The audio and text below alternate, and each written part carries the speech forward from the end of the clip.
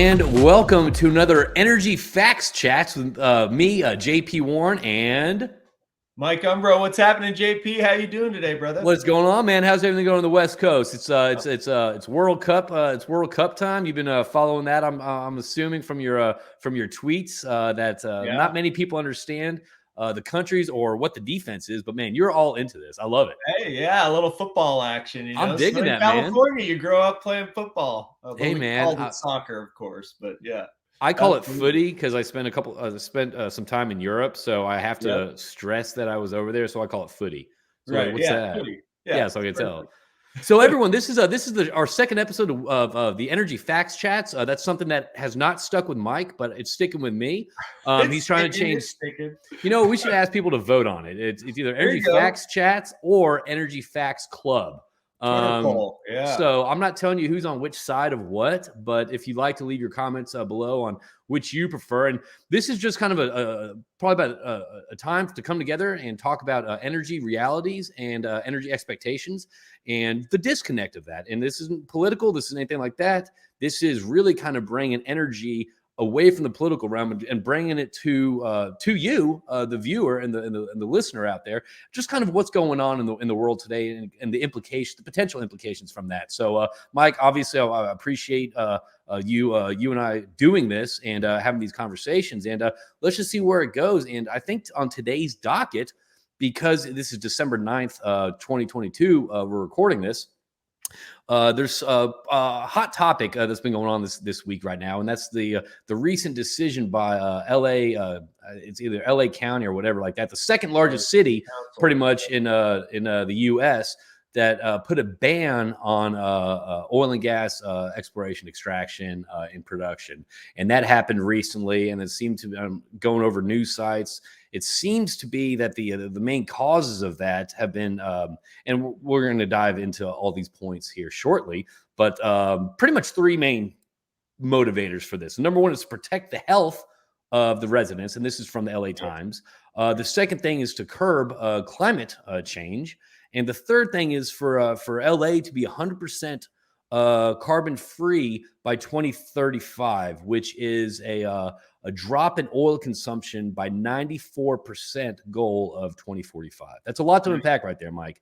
That's almost everything. 94%, you might as well call it 100%. What's that? 6%? What have you not figured out at that point, right? 6%? I feel like the 6% was like the hey, I negotiated with him. We almost got 100%, but I gave him something to make him feel comfortable with. You know what I think it is? It was probably someone at an agency that said, oh, well, we know it's going to be prohibitively expensive and we can never get to 100% as an economic law. So they just said, we'll get to 94. We'll call it good there. And we'll adjust as it goes. So let's talk about this. So, there's obviously, not obvious, but, on Twitter, there's a lot of people like, oh, get out of California.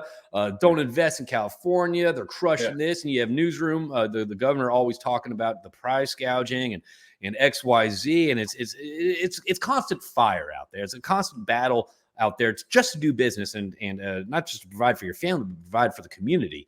And it's a lot of people are like, oh, just get out of there. But you are no, like this is my home. This is you got to fight for what you believe in. You got to fight for what's close to your heart. And I really dig what you're doing out there.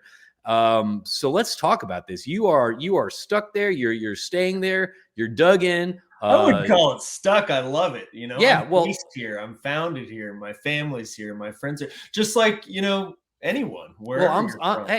I'm stuck to my wife and my daughter. I love them. Like, you know what I mean? It's not a bad thing to be stuck, but let's talk about this. I mean, you're in the process of trying to get some permits approved to start, your plans, which has been a challenge. But let's talk about kind of the recent decision to ban oil and gas exploration and production in LA County and the implications. Let's take the first point of that. The protect the health of the residents. Dive into that a little bit if you don't mind. So protecting, obviously, you've got to, there's concerns around noise. There's concerns around emissions. There's concern around trucking, logistics, around communities. There's a whole host of areas that the agencies, rightfully so, provide guidelines and rules to follow for operators. And so what we're seeing is with these aggressive climate goals that have been set into the future, the agencies are prescribing pathways to get there. And so this is one of those ways for the LA City Council to just say, hey, we're going to shut it down. I mean, it's that pure and that simple. And then we're going to look at potentially what are the health implications to the community. Oh, so pretty much the decision was saying, it needs to go because it's dangerous for the community. okay, and it seems like that belief was already decided on before the decision was made. Well, you have, in all the city councils in everywhere in California, you've got a majority on the left, and it's a super majority, and it's strong. San Diego City Council is 100% Democrat now, so you have one lane of thought. Okay. That's it. And so what happens is you see wild swings in policy and radically to shut things down, premised on saving human lives and health. So the thing that I want to understand and kind of dive in more is your background. It's finance, it's oil, it's environment. The negative impacts from oil and gas extraction. Let's say LA has stopped that. Is that really has the impact, or does it have the potential to have the impact to improve, I guess, the health of the residents in the area?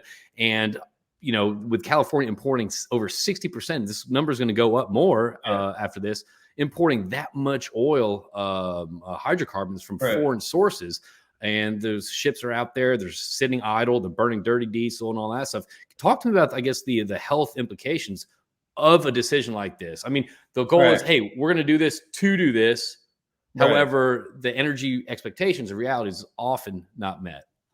Yeah, and I feel like for us that are familiar with operations and how things work in the field, we kind of think in our minds, well, you've got a pumping unit in a city setting next to homes, businesses. I mean, in Kern County and Bakersfield, you see them in the parking lot of the bank. You see small little pumping units, and you think, okay, is that a danger to this society? No, these are very low pressure wells. These are, they've been produced for decades. There's concerns around fugitive emissions, but there's ways to technically solve that, to put modern technology on your well. Yeah. I mean, you're seeing that across the board these days. Yeah. So that's, and that's where the industry is failing in this fight, because they're not able to have a comprehensive portfolio of field examples and scientific data, because everybody's kind of protecting their own information, or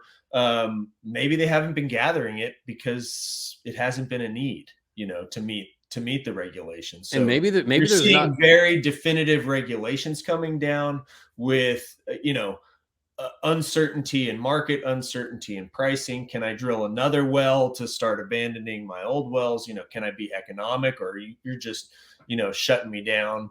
So there's that kind of approach. So you look at the field level, and then you look at a tanker and compare the two. What is the urban oil field characteristics? What are their traits? What's the science and the data say about it? And then what's it say about a tanker spill in the Pacific Ocean? Okay. How about this? Let's give me the 30,000 foot view of that. What is the difference between those two? So there's a lot of NIMBY mentality. That's not my backyard mentality that's going on, not just in California, but across the globe. Give me the 30,000 foot view of those comparisons. And obviously this of the Kern County oil field versus the tanker that's just sitting there. Yeah, well, from 30,000 feet above Southern California, you can't see Ecuador, but you look up and you have to look at where both barrels are coming from. So you've got to say, what are the barrels coming from in Ecuador? The rainforest. What are the barrels coming from in California? The desert. Typically 70 to 80% of it, the west side of the San Joaquin Valley. So from the 30,000 foot view, you see regulators and media focusing everything they have on urban drilling and to a small extent offshore, but these urban oil fields, legacy oil fields. And so they're really a very small portion of the production profile, and that is one of the things that agencies and activists are really targeting right now. They're saying, well, it's just this tiny little speck of California production, so let's just make it go away, make it disappear completely. Because it doesn't have that big of an impact to the overall energy So consumption. they say. Okay. Okay. But if you're comparing environment to environment, then you have to look at, okay, what's in the local community as you zoom in from the 30,000-foot view. What's happening in the urban oil fields? Is there really a harm to the local community by producing that barrel? And that's really what the industry needs to support. Is there anything in those settings has to present that data and present the case to the public? Because so is there any studies right now currently being conducted about domestic oil production? Absolutely. Okay. Absolutely. Okay. Freeport-McMoRan has a study of hydraulic fracturing in their Inglewood oil field, which is an urban oil field. And they, it's scientifically safe. The Lawrence Livermore National Laboratory has approved 100 or more fracking permits in California. They've looked at the science, and that's when the governor shut that piece down. So, I think the regulators saw, like, what do you do in the LA basin if now you can frack it? Right? I mean, try to wrap your head around that. Okay. The LA basin is world-class oil reserves. I mean, it's world-class. Creme de la creme. LA on top of it. So I think to answer your question, yes, those scientific reports exist, but I think that's also driving the heavy hand of the government, is like, we got to shut this down. Otherwise you could get an extreme amount of economic value out of your resource, extreme amount of upside in the LA basin if you just looked at resources in place and potential to produce it.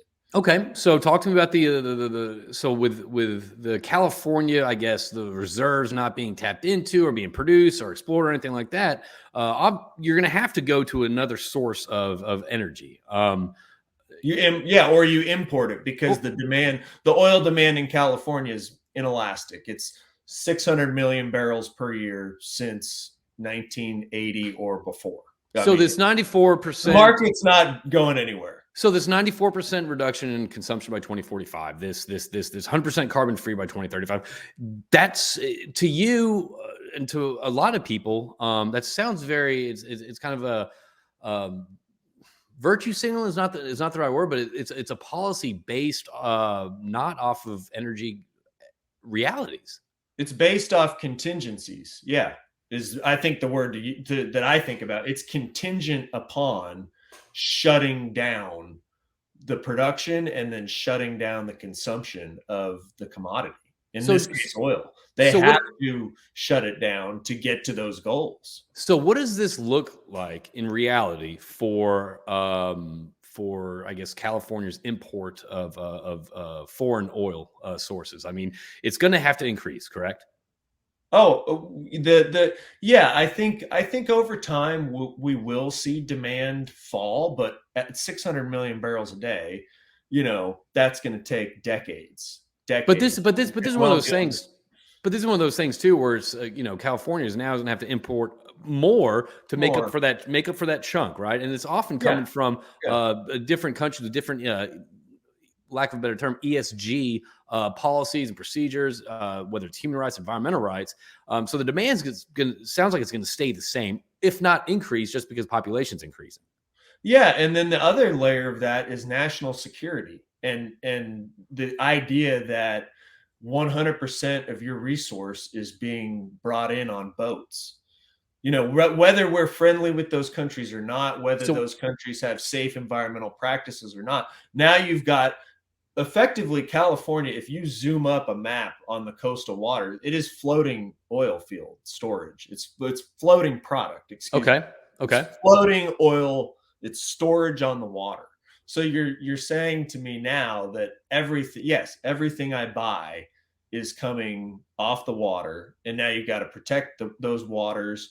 You got to think about the protection of the marine ecosystem and what that means in climate change. I think there's a whole host of things and consequences that we're setting ourselves up for that we don't even talk about. The media is not going to talk about. Okay, so let's. We are the media right now. Yeah, it's you and I talking. Let's talk about it then. I mean, what are the implications? I mean, you've got these huge vessels out on the coast floating, burning diesel, disrupts the marine. I mean, look, I'm not saying hey we got to stop all that. Like, look, I love Amazon. All right, I love my quality of life. I enjoy foreign foreign made products that are cheaper than I get that. However, if I'm saying the goal of me doing this is to help the environment. However, me doing this actually harms the environment. That's the disconnect I want to start talking about. Right. Yeah. And to relate it to the LA County, it's like, is the air quality of the LA basin significantly impacted by the ports or by legacy oil wells? And we know the answer to that. It's the ports. The ports are the largest source of pollution in the LA basin. And that is not really close to changing. They're trying to do things to electrify the port. But it's just disingenuous to the communities in Long Beach and Los Angeles to say that your neighbors who own the mineral rights to the oil they're producing, who are paying taxes into your communities, who are bringing jobs to your neighborhood, those people we need to shut down because they're harming your quality of life. But in actuality, the reason why you have higher rates of lung issues, of cancer, of asthma. There's a reason 710 freeway is called Asthma Alley. It's because of the port activity. So yeah, the tankers add a significant amount of pollution to the local basin. And that pollution is SOx and NOx and things that are really harmful to human life and human breath, so the comparison is really important to make, and it's not even being discussed in terms of where should we be getting this from. I don't think it's discussed. I think there's a lot of confirmation bias going on right now. I think for example, the article that I read, it was this person's like, oh, I'm so glad this happened. I used to go runs, now I have asthma. That's because I'm living next to the fields and all that. But you're talking about, hey, it's not majority of that. It's the stuff that we're importing. It's the ports. It's the NOx and SOx that's rolling in from the coast. Right. And it is the transportation, and specifically it's the diesel freight. And so much of our products for the whole country come through that corridor. So 40% of the country's imports come through the port of LA and Long Beach. And the supply chain crisis of COVID is kind of bringing, they say, a little bit of business to the other ports. But, there's nothing else like it. It's been the biggest port in the Western Hemisphere for a long time now. So so we're coming up on 18 minutes, right? There's I kind of want to get your moderate projections or outlook on a ban such as this, and I also kind of want to get your holistic oh shit, worst case scenario, like through this could actually result in this. Like, give me kind of what is your expectations and predictions from a drastic measure such as this? I think what's setting up so they're trying to get a referendum on the ballot to keep the setback ordinance. That's at kind of a state level of 3,200 feet to kind of push that out 2 years to put it on the ballot. And then I think in LA County, you're going to see them, not processing any permits. You're not going to see any permits unless it's to abandon oil wells being approved for anybody in LA County. So then it kind of will set up to, legal challenges by operators, I would assume, that feel like their property is being taken. And you're seeing that. Yeah, I think you're seeing the beginning of it. I think operators down there have just tried to process the rapid changes that have taken place just in the past 4 years. This is really intensified on them quickly. And I think, they're going to get to the point where they're saying, hey, you're taking my property. I can't produce it. And it's my constitutional right. So eventually that's that's going to happen.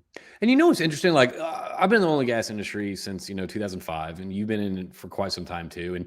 And this is kind of a side tangent, but whenever I'm talking to someone in the oil and gas industry, it's never as intense as it is that you see in the news, like oil and gas versus renewables. Everyone I talk to that's a broad statement, but most people I talk to in the oil and gas industry are pro energy. Yeah. They don't give a shit if it's from turbines but they just want to discuss the realities of it. And there's a lot of oil and gas is saying why ban exploration in LA County. There's a feeling of oil and gas is beating the chest to secure our jobs, it's like the automotive industry of the 1980s, like that's not the case. The thing is that there's a lot of smart people in the energy industry, whether it's renewables, whether it's oil and gas, that understand energy. And for me, that it's not a question of, we're going to lose our jobs, or there's no other place to go. Oil and gas skills are very transferable to other industries, extremely transferable. To me, it's people getting together and having realistic conversations about energy and the technologies that are available to us today. That won't allow us to reach these goals of 94% of reduction, or phase this out by this. The technology is not there, so it's not a question of defending our way of life. If anything, it's just saying, hey, look, we understand energy because we're in the energy industry, and that's what we're trying to communicate. And that's kind of a point that I was thinking about last night. It's not a question of us beating our chests trying to secure our jobs. It's more of a question of, hey, we see what's going on, we understand energy, and we want realistic approach to energy policies. Yeah, absolutely. I think that's 100% the way I see it too. I mean, we're in this industry. We feel comfortable with it because we understand the risks. We know, like with anything you're producing, there's going to be risks to the environment that you have to mitigate and that you have to make sure you're handling. But we're comfortable with it because we know the amount of work we put into permit to protect, if you're not in an urban setting, endangered species. If you are in an urban setting, human life, what you're doing to protect the safety of your surrounding environment and the total environment is always a huge concern for us. So I think that's why we're accepting of everything else, and we're just trying to help people bridge that gap. You and I have talked about this, like we're it's almost like, okay, let's jump into the middle of this unknown with you, but let's do it reasonably. Let's study it. Let's not just say everything has to be done next year. Well, the problem is, I mean, just like everything gets political, man. Like the fact that energy isn't in the political limelight right now, to me, is ridiculous. It's stupid. I mean, you're seeing not just these, obviously Liberty, they produce all these great reports about people living off of less electricity, over 3-4 billion people living off less electricity than a refrigerator. But you're also seeing it with modern civilizations with poor energy policy, and people are paying 2 to 3 times more the electricity bill. The rationing gas manufacturers are shut down. So I understand where we want to go to as a civilization. But the realities of it and the comfort, and not only that, just raising the energy poverty, we're not there yet, and we're trying, and that's something that we're all need to be part of the energy mix about. Yeah, and back relating it to the community and economics, it's like just up the road, we're sitting on the Naval Petroleum Reserve, in Elk Hills. I mean, we're sitting on massive reserves up and down the state. So it's really sad when now you see homelessness is a ridiculous problem in California, and even living a comfortable life is very difficult to do just because of how expensive gasoline or electricity is, and it all fits together.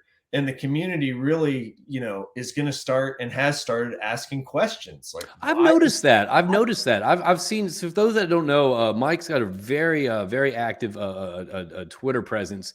And no, it's. I mean, you're laughing, but I'm being serious. I mean, it's. I know. I'm laughing at myself, really, because it's funny. It's not funny, but you've noticed the news articles change from the local newspapers, from being very anti this to kind of taking a pragmatic approach to it. Like, hey, I know we want to do this, but does this really make sense to carry us to that carbon reduction or whatever. So you're seeing kind of the boomerang, the energy boomerang, as you termed it, that I'm stealing. You're seeing that happen in reality. You're seeing that happen in reality, though. You're seeing people ask questions like, okay, well, why is this going up this much? I mean, a lot of politicians, oh, that's the big oil, that's price gouging, that's this, that's that. Yep. But I see newsrooms tweets, and I always go look at the comments just to kind of see what people are saying.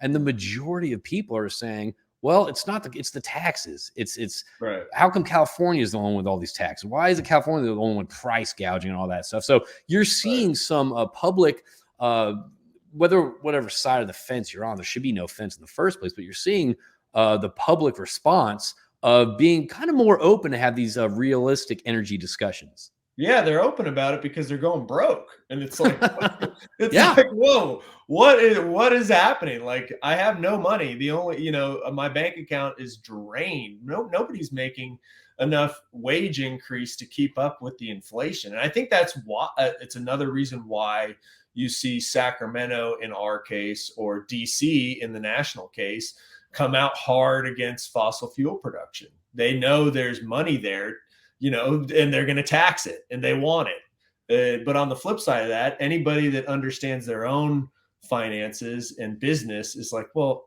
they're going to make money because you're putting all these regulations on them and restricting, the ability for market entrants to come create more competition. That's what happened in the shale boom. You had a bunch of independents run out there and make it happen, and it just explodes. And it's like, I think people understand that's how free market economics works. And I think most Americans want to have money. They don't want to be communists. I mean, at the end of the day, it's like, if I can take my family on a trip, 1 year, or the next year I can go to this, state of, whether it's all quote green renewables, that's just a marketing ploy in my opinion. But if I want to do that, that's going to cost a little bit more. That's going to cost a lot more. My disposable income is going to go from this. Well, it's already like this right now, but bear with me for example purposes. It's going to go like this to this, because my money's going to be spent on heating, cooling my home, groceries, all that. So I personally would rather have a realistic approach to this versus diving into unproven technologies that aren't sustainable when it comes to energy storage or transportation. So you are seeing a little boomerang happen right now, and I think through conversations like this, it's just going to hopefully increase. Yeah, you see it in the Wall Street Journal today. Had Germany's trying to build a gas import terminal in a year. I saw that. It takes 5 years. 5 years, yeah. By next Christmas, okay. We're seeing articles in the Wall Street Journal about green policies prohibiting the advancement of any project, transmission lines or fossil fuel projects. So everything gets more expensive in that scenario. You're seeing it's starting to unravel. You're seeing people get pissed. What's going on? Yeah. You're seeing people get pissed off about what's going on. Yeah. Pissed off. I think we're pissed off too. Yeah, but I mean, we're trying to be civil about being pissed off. But hey, man, we're coming up. What final thought do you want to leave with us on this the second episode of Energy Facts Chats? Well, I think it's going to be interesting to watch the LA, county situation as kind of a little petri dish of what we could see happen nationally. Because when you see these policies get rolled out and implemented at the local level, they're trying to set precedent, but is that going to hold up at the local level or the state level, but not the federal level? So I think that's something to watch long-term on that issue that we talked about today. And then I'm stoked to kind of continue to monitor, current events with you and see where this energy boomerang is flying. I think it's all about the environment. It's all about the economics of it. And we're going to be right on it. But the best part is, these are just conversations, and obviously as things progress, whether it's through the LA ban, whether it's through the taxes, the price gouge, and the windfall tax, importing versus domestically producing, we're going to talk about this because it is ongoing. It is something that has been center stage, and I'm looking forward to continuing these discussions with you, Mike. Me too, brother. All right, brother. Hey, everyone out there, thank you so much for tuning in. If you like this, please share. We're going to have realistic conversations. I'm not a doctor. He's not a doctor. We're not moving to meta world, right? But here's the deal. We're not going to be... we're living in it right now, and we think that this is something that people we're not here to convince or anything like that. We just kind of want to provide a platform for you, the viewer out there, to do your own research, do your own thinking, and have your own conversations, because energy shouldn't be political, and it should be reliable, it should be affordable, and that's kind of the whole point of us being here right now, to bridge the expectations between energy realities and energy expectations. Absolutely. Love it. On Energy Facts Chats. Chats. Working title. All right. I appreciate it, man. You have a good weekend. Thank you, everyone out there, for tuning in, and be sure to leave your thoughts on this and spread the word. We'll talk to you soon. See ya. Later.